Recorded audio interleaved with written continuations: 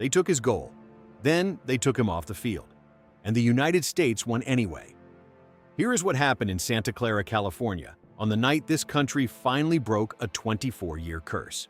Folarin Balogun put the Americans in front in the 44th minute, his third goal of this World Cup, converting a deflected through ball with the composure of a man who has been doing this in French football for 3 years. The San Francisco Bay Area Stadium, packed with 68,000 fans, erupted. For the first time in a generation, this team was winning a knockout game on home soil. Then came the 64th minute. Balogun challenged for a loose ball with Bosnian defender Tarik Muharemovic. Bodies came together. The referee waved play on. Then the VAR team intervened. Referee Rafael Claus of Brazil walked to the monitor, reviewed the footage in slow motion, and produced a straight red card for what he called serious foul play. The stadium went quiet in disbelief. Former Premier League referee Mark Clattenburg, watching live on Fox, called the decision inconsistent with what he had seen throughout the tournament. U.S. head coach Mauricio Pochettino was direct after the match. For me, never is a red card. It was a normal action of football. It happened by accident. Every analyst agreed. The challenge was clumsy. It was not violent. But in the World Cup, there is no appeal process.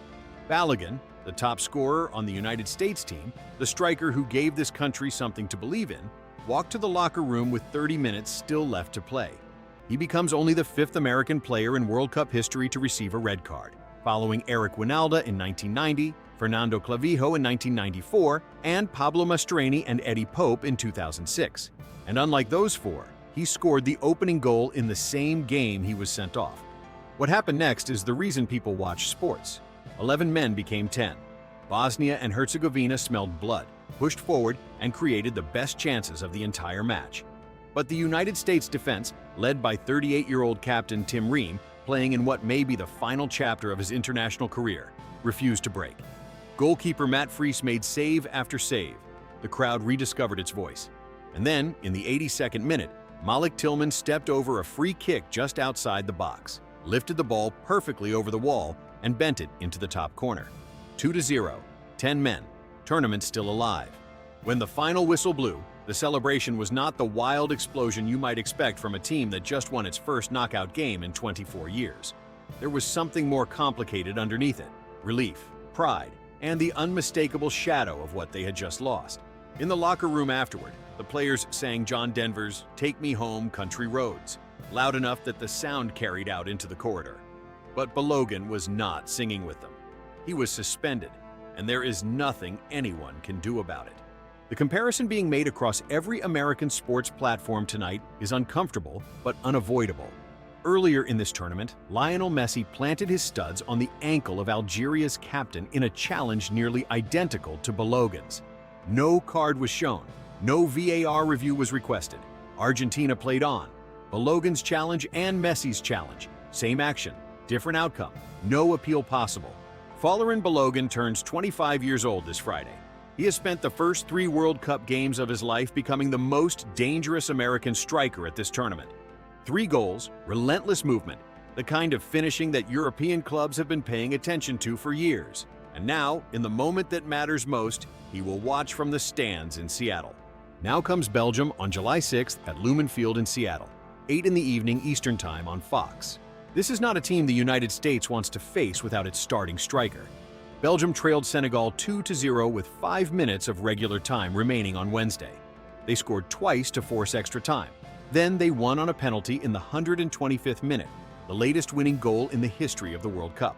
Belgium are a team that does not die.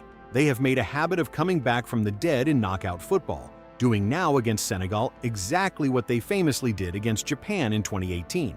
They are riding momentum. They have Romelu Lukaku, Kevin De Bruyne, and Thibaut Courtois. And they are waiting for a United States team that just lost its best attacker to a red card that the entire country believes was wrong. Ricardo Pepi and Haji Wright are the names that will carry the American attack in Seattle. Both have scored in international football. Neither has carried a tournament the way Balogun has carried this one. The next 4 days will define how Pochettino rebuilds an offense around what he has left. But there is something worth holding on to in what happened in Santa Clara. The United States played 30 minutes with 10 men against a desperate opponent on the highest stage they have ever faced on home soil, and they did not concede. they scored a second goal. They held every chance Bosnia created. Captain Tim Ream, at 38 years old, was immovable. Malik Tillman, who grew up in Germany and chose the United States, scored one of the best free kicks this tournament has seen. That is not a team that survives on luck. That is a team that believes in itself. 24 years is a long time to wait for a moment. This country waited it out. And now, with one player suspended and a Belgium team riding the biggest comeback of the tournament, the USMNT faces the kind of test that either defines a generation or ends one. The question every American soccer fan is asking tonight is not whether this team can beat Belgium. It is whether this team can beat Belgium without the player who made them believe they could beat anyone. Do you think the red card shown to Balogun was the right call? Or did one referee just change the entire course of American soccer at this World Cup? And with Balogun suspended, do you think the USMNT can beat Belgium and reach the quarterfinals for the first time since 2002? Let me know in the comments. Thanks for watching the World Game, and I'll see you in the next story.